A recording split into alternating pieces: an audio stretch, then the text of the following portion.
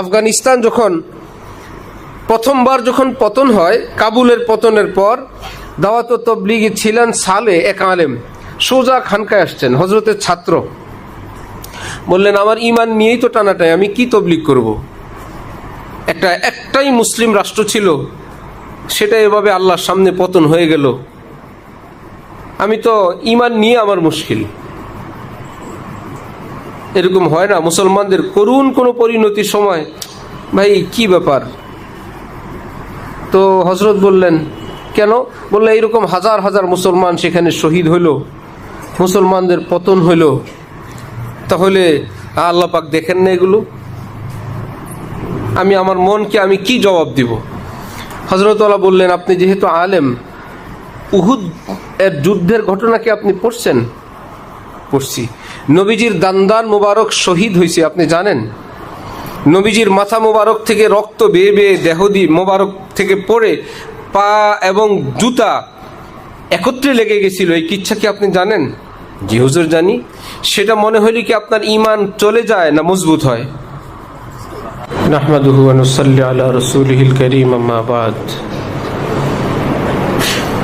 ফাকাদ ক্বালা রাসূলুল্লাহ সাল্লাল্লাহু আলাইহি ওয়াসাল্লাম, ফাকিহুন ওয়াহিদুন আশাদ্দু আলা শাইতান মিন আলফি আবিদ, আও কামা ক্বালা নবী আলাইহিস সালাতু ওয়াসসালাম। এই হাদিসে পাকের মধ্যে দুই শ্রেণীর মানুষের কথা আছে। নম্বর 1 ফকিহ, দ্বিতীয় নম্বরে আবেদ। হজরত ইমাম গজালি এবং হজরত মোল্লা আলী কারি রহমতুল্লাহ আলাইহিমা ব্যাখ্যা করছেন, যেই ব্যক্তির ফরজ পরিমাণ এলেমের পরে বিপুল পরিমাণ এলেম থাকে, তাকে শরীয়তের ভাষায় আলেম বা ফকিহ বলে। পাশাপাশি ফরজ আমলের পর যেই ব্যক্তির নফল এবাদতের সংখ্যা অনেক বেশি, তাকে শরীয়তের ভাষায় আবেদ বলে। জানা দরকার যে শুধু এবাদত অনেক করলে তিনি আবেদ হবেন না। দুইটা জিনিস খেয়াল রাখতে হবে। এক নম্বরে হলো সহি এলেম আছে কিনা, ফরায়েজ ওয়াজিবাতের ফরজ পরিমাণ এলেম, সহি এলম মোতাবেক আমল করেন, নামাজ পড়েন, কোরআনে পাক শুদ্ধ নাই, এবং তারপরে অনেক নফল পড়ছেন। সে ভাবতেছেন বা অন্যরা ভাবল সে তো আবেদ, ফরজের পরে অনেক আমল করেন, কিন্তু যেহেতু ফরজ পরিমাণ এলেম এবং এলেমের আলোকে তার আমল হচ্ছে না, সে কারণে সাধারণ মুসলমান আগে হবে, তারপরে আবেদ হবে। এখনো সেই ব্যক্তি একজন মুসলিম পরিপূর্ণ হয় নাই, একজন কামেল মুসলমান এখনো তিনি হন নাই। এই চশমা উঁচু লম্বা যে, তুমি দাঁড়াও, হ্যাঁ তুমি বসো। তোমার পিছনে যে কালো ছেলেটা, ওরা দাঁড় করাও। কি নাম? তামিম। কোন জামাতে? চুপচাপ বসে থাকো, বসো। তোমার ঘড়িটা কই? আছে? বসো।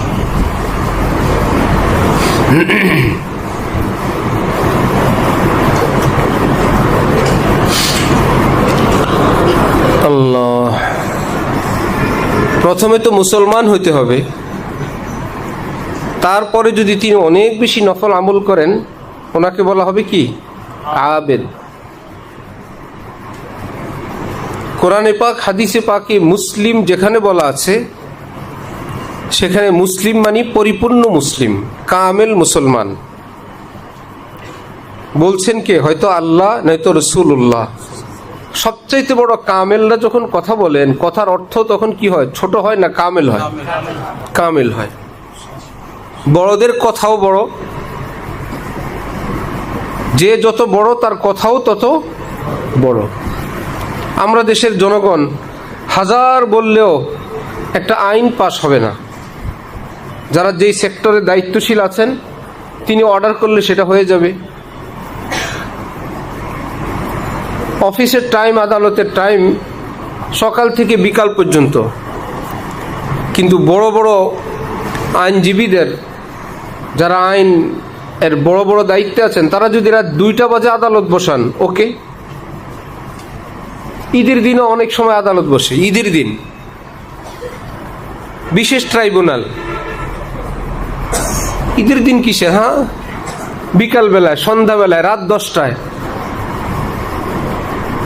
পাশাপাশি যদি প্রেসিডেন্ট যদি ভোর 4টা বাজে বলেন, রাত 2টা 1টা বাজে বলেন কোনো একটা কথা, সেটা আইন হবে, সেটা কার্যকর হবে। তিনি যদি সংসদ ভেঙে দেন,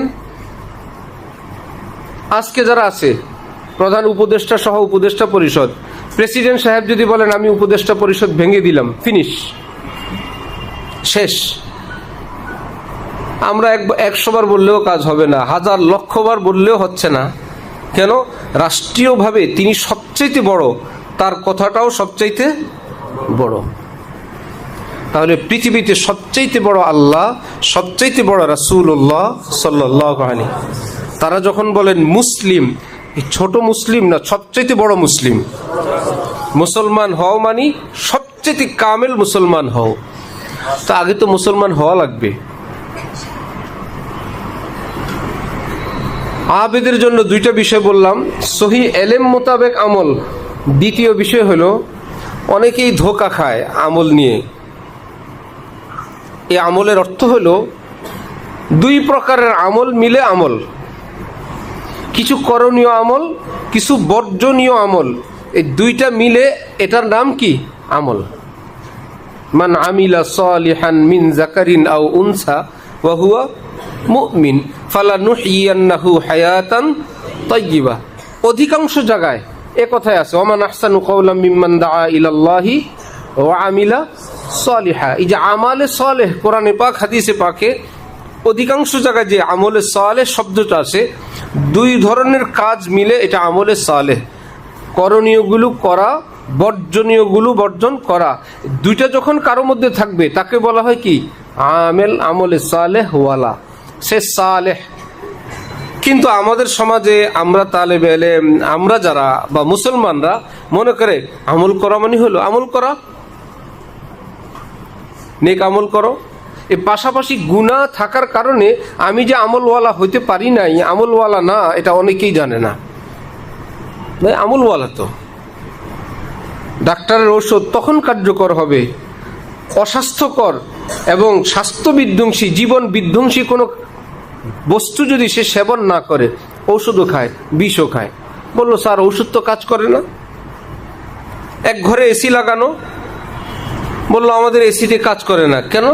বললো একটা ডিপ ফ্রিজ আছে, আর ফ্রিজের বাইরে কি প্রচন্ড গরম, ফ্রিজের ভিতরে তো ঠান্ডা, বাইরে কি সাইড দিয়ে দেখছো কখনো? ফ্রিজের পিছনের সাইড ঠান্ডা না গরম? ছোটখাটো একটা হিটার। এখন সে বলতেছে এপাশে হিটার লাগানো, ওখানে এসি লাগানো, এসিতে কাজ করে না। একটা থেকে গরম বের হয়, আরেকটা থেকে ঠান্ডা বের হয়। ঠান্ডাওয়ালা কাজ করতে পারতেছে না, বললো এটাকে বের করে দেব। এই জন্য ফ্রিজের জন্য আধুনিক প্রযুক্তিওয়ালারা যারা ঘর বাড়ি করে, এটা কি কারো রুমের ভিতরে ফ্রিজের জায়গা রাখে না ডাইনিংয়ে রাখে? ডাইনিং স্পেসে রাখে, রান্নাঘরে রাখে, যে ভাই এটা এসির এরিয়ার বাইরে, কিংবা মানুষ যেখানে থাকবে সেখানে এটা ধারে কাছে থাকলে এটা হিট আছে, গরম আছে। ঠিক এমনি ভাবে জীবনেও তুমি আমি যদি নেক আমলের এসি লাগাইলাম, পাশাপাশি আবার গুনাহের হিটার সেটাও লাগাই দিলাম, তাহলে আমার আপনার ইমান পরিপূর্ণ হবে না। ইমানে যে তৃপ্তি সেটা আমরা পাবো না।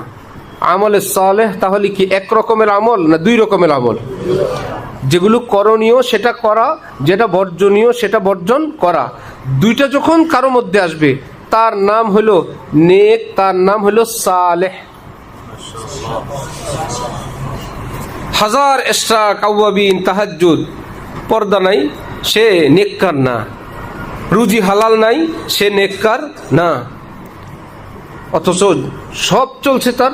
ঠিক আমাদের মধ্যেও তালেবে ইলমের ফজিলত, কোন তালেবে ইলমের ফজিলত? যে মাদ্রাসায় পড়ে তার ফজিলত। বেপরদাও করে মাদ্রাসায়ও পড়ে, গুনাও করে মাদ্রাসায়ও পড়ে। আলেমের ফজিলত, ওই আলেমের ফজিলত যে দাওরা হাদিস পাস, তিনি আলেম হয়ে গেছেন, সুতরাং তিনি সেই ফজিলতওয়ালা না। সেই রকম আলেম হওয়া লাগবে, পাশাপাশি আমল ওয়ালাও হওয়া লাগবে, তখন সেই ফজিলতওয়ালা। আল্লাহ আমাদেরকে সেই রকম মুসলমান, সেই রকম আলেম, তালেবে ইলম হওয়ার তৌফিক দান করেন। অনেক কথা কারো কাছে নতুন মনে হবে, এগুলো পুরান কথা, নতুন ভাবে শুনলাম। কথাগুলো কিন্তু নতুন না পুরাতন? কথা পুরাতন। কেউ মনে হবে এত মাদ্রাসায় পড়লাম, এগুলো তো শুনি নাই, হয়তো বলা হয়েছে আপনি খেয়াল করেন নাই, অন্য ভাষায় অন্যভাবে বলছেন, অথবা বলা হয় নাও হইতে পারে। এর অর্থ এই না যে এটা কোনো মাদ্রাসায় আপনাকে পারমিশন দিয়ে রাখবেন, হ্যাঁ ঠিক আছে আপনি পড়েন, পড়ালেখা করেন, নামাজ রোজা না করলেও চলবে, এরকম পারমিশন আছে কোথাও? যেহেতু ওনারা বলেন নাই, ভাই অনেক না বলা কথাও তারা মনে করেন মাদ্রাসায় আসবে, এখানে আর নতুন কি কথা? তালেবে ইলম তো সবই ভালো। আমরা কমজোর, দুর্বল, এই জন্য আমরা আপনাদেরকে সতর্ক করি, আমরাও সতর্ক হওয়ার চেষ্টা করি যে তালেবে ইলমের ফজিলত ওই তালেবে ইলম যে নেককার তালেবে ইলম, আলেমের ফজিলত ওই আলেমের যে নেককার আলেমী দ্বীন, মুসলিম এবং মুমিন আবেদের ফজিলত ওই মুসলিম মুমিনের যে নেককার মুসলমান। এই জন্যই তো আল্লামা ইকবাল একবার শিকওয়া লিখলেন, আবার জবাবে শিকওয়া লিখলেন, যেন বান্দার পক্ষ থেকে আল্লাহ পাকের বিরুদ্ধে অভিযোগ। কোথায় আল্লাহ? আল্লাহর বন্ধুগণ সারা পৃথিবীতে মার খাচ্ছে, মজলুম হইতেছে, কোথায় তিনি? বন্ধুর সামনে বন্ধু এভাবে লাঞ্ছিত হয়, এভাবে কি দেখতে পারে কেউ?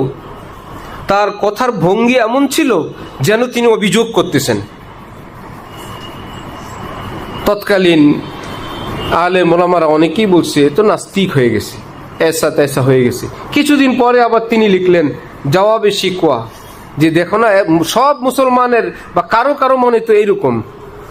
আফগানিস্তান যখন প্রথমবার পতন হয়, কাবুলের পতনের পর দাওয়াত ও তবলিগে ছিলেন সালে এক আলেম, সোজা খানকায় আসছেন, হজরতের ছাত্র। বললেন আমার ইমান নিয়েই তো টানাটাই, আমি কি তবলিগ করব? একটাই মুসলিম রাষ্ট্র ছিল, সেটা এভাবে আল্লাহর সামনে পতন হয়ে গেল, আমি তো ইমান নিয়ে আমার মুশকিল। এরকম হয় না মুসলমানদের করুণ কোনো পরিণতির সময়? ভাই কি ব্যাপার? তো হজরত বললেন কেন? বললে এইরকম হাজার হাজার মুসলমান সেখানে শহীদ হইল, মুসলমানদের পতন হইল, তাহলে আল্লাহ পাক দেখেন না এগুলো? আমি আমার মনকে আমি কি জবাব দিব? হজরত আল্লাহ বললেন আপনি যেহেতু আলেম, উহুদ এর যুদ্ধের ঘটনা কি আপনি পড়ছেন? পড়ছি। নবীজির দান্দান মুবারক শহীদ হয়েছে, আপনি জানেন? নবীজির মাথা মুবারক থেকে রক্ত বেয়ে বেয়ে দেহদি মোবারক থেকে পড়ে পা এবং জুতা একত্রে লেগে গেছিল, এই কিচ্ছা কি আপনি জানেন? জি হুজুর জানি। সেটা মনে হইলে কি আপনার ইমান চলে যায় না মজবুত হয়? উহুদের ঘটনা পড়ে কারো ইমান দুর্বল হয় না মজবুত হয়? তা আল্লাহ দেখেন নাই যে আল্লাহর নবী যিনি আল্লাহর পরে সবচাইতে বড়, নবীজির এক ফোঁটা রক্তের দাম পুরো পৃথিবীর সকল মুসলমানের সব রক্তের চেয়ে বেশি। সব শহীদদের শাহাদাতের চেয়ে নবীজির এক ফোঁটা রক্তের দাম কি? সেই দামি রক্ত ঝরছে, দান্দান মুবারক শহীদ হয়েছে, বিভিন্নভাবে তিনি মজলুম হয়েছেন, মক্কা শরীফ থেকে তাকে বের হইতে হয়েছে, গুহায় তাকে আশ্রয় নিতে হয়েছে, ক্ষুধার্ত থাকতে হয়েছে। আল্লাহ পাক কি তখন ছিলেন না? আল্লাহ পাক দেখেন নাই? তখন সেই কিচ্ছা কাহিনী পড়ে ইমান বাড়ে। এটা শুনলে, যেটা আরো ছোট, সেটা দেখলে শুনলে আপনার ইমান কমে, ব্যাপার কি? আল্লাহ পাক চান কখনো? আমি চাইবো আমার দিন ইসলামের জন্য এর শাহাদাত কবুল করব, আমার নবীর রক্ত আমি নিব। ইসলামকে এভাবেই দিলেও হয়? কেউ চিঠি লিখে, চিঠির মধ্যে নিজের একটু রক্ত লাগায় দেয়, নিজের প্রিয়জনকে দেখাইতে চায় আমি শুধু চিঠি লিখি নাই, রক্ত দিয়ে লেখা চিঠি। এবার মুরগির রক্ত হোক আর মাছের রক্ত হোক, থোড়াই বিশ্বাস করে। বাসায় মুরগি জবাই করছিল, ওখান থেকে একটু রক্ত লাগাই দিল। আশিক রোতা রহতা হয়, মাসুক সোতা রহতা হয়। প্রিয়জন এখানে কাঁদছে, যার জন্য কান্না করে সে নাক টেনে ঘুমায়। সকালবেলা যদি বলে রাত ভর তোমার জন্য আমি কান্না করেছি, বললা পাম দেওয়ার জায়গা নেই। বিশ্বাসই করে না। আল্লাহ পাক কি সকালবেলায় বলতে হবে আল্লাহ আমি রাতের বেলা আপনার জন্য কাঁদছিলাম? তিনি বলেন আমি তো হাইয়ুন, আমি কাইয়ুম, আমি সব সময় দেখি, আলোতে অন্ধকারে লোকালয়ে নির্জনে কে আমার জন্য কি করে আমি সব সময় দেখি। তাহলে আল্লাহ পাক চাইলেন ইসলামের দামটা কি তিনি বৃদ্ধি করবেন, বাড়াবেন? এভাবে ইসলাম থাকলে থেকেই যাবে। যে কিয়ামত পর্যন্ত মুসলমানরা যদি জানে যে এই রক্তের এক ফোঁটার দাম পৃথিবীর সব মানুষের রক্তের চেয়ে বেশি, সেই নবীজির রক্ত ঝরছে এই ইসলামে, এই ইসলামের গায়ে নবীজির রক্ত আছে, তাহলে ইসলামের জন্য মুসলমানদের মহব্বত বাড়বে, মুসলমানরা জীবন দিতে প্রস্তুত হবে। সুবহানাল্লাহ। নবীর রক্ত গেছে, আমার রক্ত কিসের? নবী সাহাবাই কেরাম জান দিছেন, আমাদের জান কিসের? নাম্বার 2, কখনো মুসলমানরা কাফের মুশরিক ইহুদিদের সঙ্গে এত আপন হয়ে যায়, এত ঘনিষ্ঠ হয়ে যায় যে তাদেরকে ছুটানো যায় না। রব্বুল আলামিন কিছু মানুষের শাহাদাতের উসিলায় পুরো পৃথিবীর মুসলমানদের অন্তরে কাফের মুশরিক ইহুদি খ্রিস্টানদের প্রতি ঘৃণা জাগরণ করে দেন। দেখলা এ তোমাদের দুশ্মন। এখন বেনামাজিও বলে বহুত খারাপ ইহুদি, বলে কি না? যারা নামাজ রোজা করে না তাদের দোকানের সামনেও ইহুদিদের পতাকা দিয়ে রাখছে। কি ব্যাপার? বললো সবাই মিলে পাড়া বেটারে জুতে দেয়া। যে বেচারা অতটা নামাজ রোজাওয়ালা দেখা যায় না, সেও এখন ইহুদিদের প্রতি ভীষণ ঘৃণাবোধ করেন। আল্লাহ পাক বলছেন যে লা তাত্তাখিযুল ইয়াহুদা ওয়ান নাসারা আউলিয়া, বন্ধু ভেবো না, এরা তোমাদের বন্ধু না। তো সবাই মিলে এতটা আপন। আবার মাদ্রাসা এসে হুজুরদেরকে বলে হুজুররা এখন একটা কম্পিউটার বানাইতে পারলো না, ইহুদিরা বানাই ফেলছে। জাপান থেকে আইসা বলে আল্লাহ কি বলবো হুজুর, শুধু ইমানটা নাই, সব আছে। শুধু কি নাই? ইমান না, সব আছে। যেই ভালো মানুষ, বেঈমান নাকি আবার ভালো হয়? বলে এই ছেলেটা এত ভালো, সমাজের সবার সাথে ভালো, সামান্য একটু সমস্যা ডেলি মায়ের গায়ে হাত উঠায়, এই শুধু প্রতিদিন রাতে তার মার একটু মারে। আর এত ভালো ছেলে, ফেরেশতার মতো, সামান্য সমস্যা শুধু মায়ের প্রতিদিন মা ঘরের মধ্যে মায়ের চিৎকার শোনা যায়, গিয়ে দেখা যায় শুধু মাকে একজনকে মারে, শুধু আর কাউকে মারে না, শুধু উপকার করে, শরবত খাওয়ায়, দুধ খাওয়ায়, মধু খাওয়ায়। এত ভালো ছেলে, ফেরেশতা হইলে হওয়ার যোগ্য ছিল। এ কি জ্ঞানী লোক না বোকা লোক? ঠিক যেই মানুষরা আল্লাহকে মানে না, আল্লাহর অস্তিত্ব মানে না, ঈমান আনে না, এদের ব্যাপারে মুসলমানরা প্রশংসা করে, আল্লাহ কি যে ভালো মানুষ, হুজুর চিনেও না ভালো মানুষ আর খারাপ মানুষ, ঈমানের মর্যাদাও জানে না, যার তার প্রশংসা করে বসে। মাদ্রাসাওয়ালাদেরকে এসে বলে আপনাদের এখানে পাপোশ বানানোর কিভাবে, এটা শেখানো হয় না? কিভাবে জুতার ফিতা বানায়, স্যান্ডেল বানায় ইত্যাদি, মুচিরা কিভাবে কাজ করে, আপনাদের এখানে এটার প্রশিক্ষণ দেওয়া হয় না? না, কিভাবে কি হবে? হুজুরদের কোনো দুনিয়াবি শিক্ষা নেই। প্রত্যেক ঘরে পাপোশ লাগে, প্রত্যেক মানুষের জুতা স্যান্ডেল লাগে, ছিঁড়ে গেলে সেলাই করতে হয়, এগুলো শেখানো হয় না? আশ্চর্য কথা ভাই, এগুলো তো মুচির কাজ, আমরা করব কেন? রাজমিস্ত্রির কাজ শেখানো হয় না? না। কাঠমিস্ত্রি না, কি হবে? ঘর বাড়ি, ভাই রাজা কি ঘর বানায়? অর্ডার করে ভাই তুই ঘর বানা, আমি থাকবো, তুমি গাড়ি চালাও, আমি চড়বো। আলেম ওলামাদেরকে আল্লাহ পাক তো সেরকম বানাইছেন, লোহা লক্কর দিয়ে বিমান বানাও, আমি মক্কা শরীফ থেকে সফর করে আসবো। আমরা এই লোহা লক্করে বানাবো কেন? এবং এটা না পারা কে মনে করে আমাদের ব্যর্থতা, কিছুই বানাইতে পারলো না। ভাই এটা আমাদের কাজ না? আমাদের কাছে খবর শোনো, লা ইলাহা ইল্লাল্লাহ লাইসা লাহা হিজাবুন দুন আল্লাহ, যে নবীজি বলছেন একবার মুমিন যখন লা ইলাহা ইল্লাল্লাহ বলে 7 আসমানের ঊর্ধ্বে আল্লাহর কাছে চলে যায়। তোমার রকেট দেখাও কোন আসমান পর্যন্ত যায়? আমার কাছে লা ইলাহা ইল্লাল্লাহ আছে, 7 আসমান ছেদ করে আল্লাহর আরশে আল্লাহর কাছে চলে যায়, কোনো বাধা বিপত্তি থাকে না। কার সঙ্গে কি খবর নিয়ে আসছো?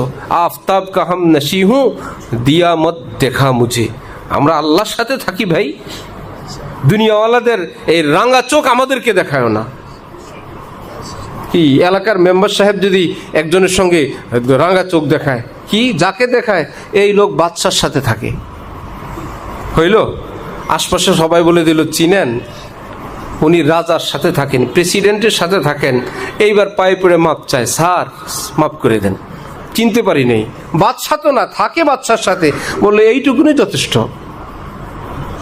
উনি প্রেসিডেন্টের ড্রাইভার সাহেব, ওনার সহকারী, তার সচিব, প্রেসিডেন্ট না, প্রেসিডেন্টের সচিব। একবার আমরা হজে গেলাম, এক লোক পারে না যাকে তাকে কেবল হামলা করে। না সাথীরা সুখে আছে, না ট্রাভেলসওয়ালা সুখে আছে, শুধু মার মুখে একটা আচরণ। কিরে বাবা, এমন হজে এসে মানুষ এমন করে? হ্যাঁ, আলহামদুলিল্লাহ, মানুষ এরকম করে। কি ব্যাপার? পরে জানা গেল ওই লোকের ভাই, সেই লোক না তার ভাই, তার ভাই প্রধানমন্ত্রীর কার্যালয়ে চাকরি করে। তার ভাই প্রধানমন্ত্রীর কার্যালয়ে চাকরি করে। ওই ঠেলা বাংলাদেশ পার হয়ে সৌদি আরব গিয়ে শুধু ব্যাঙের মতো লাফায়। আমরা কি আল্লাহর অফিসের কারো লগে সম্পর্ক, না সরাসরি আল্লাহর সাথে সম্পর্ক? মুমিনের সম্পর্ক আল্লাহর সাথে। এখানে ভয় পাওয়ার কি আছে? সরাসরি কোরআনে পাকের সাথে। ইমানের তাল্লুক আল্লাহর আরশের সাথে, আল্লাহর জাতের সাথে। এখানে জুতার ফিতার পাপোশের খবর নিয়ে আসছে। এখানে নোংরা এবং ছোট, সেগুলো তোমরা করো, আমরা সেগুলো ভোগ করব। কাজের বুয়া ঝাড়ু দিবে, আমরা ঘরে ঘুমাবো থাকবো। দারোয়ান পাহারাদারি করবে, আমরা ভিতরে ঘুমাবো। আহা, আপনি দারোয়ানি করেন না, আপনি কাজের বুয়ার মতন খালার মতো একটু কাজ করতে পারেন না? কেন পারবো? আমাদের দরকারই নেই। আলেমে দ্বীন আল্লাহ পাক তাদেরকে এলমের সঙ্গে, কোরআনের সঙ্গে থাকার তৌফিক দিয়েছেন। এটা কি আমাদের লজ্জার না গর্বের? এটা আমাদের গর্বের। আমরা কোরআন নিয়ে থাকি। আল্লাহ আমাদেরকে তৌফিক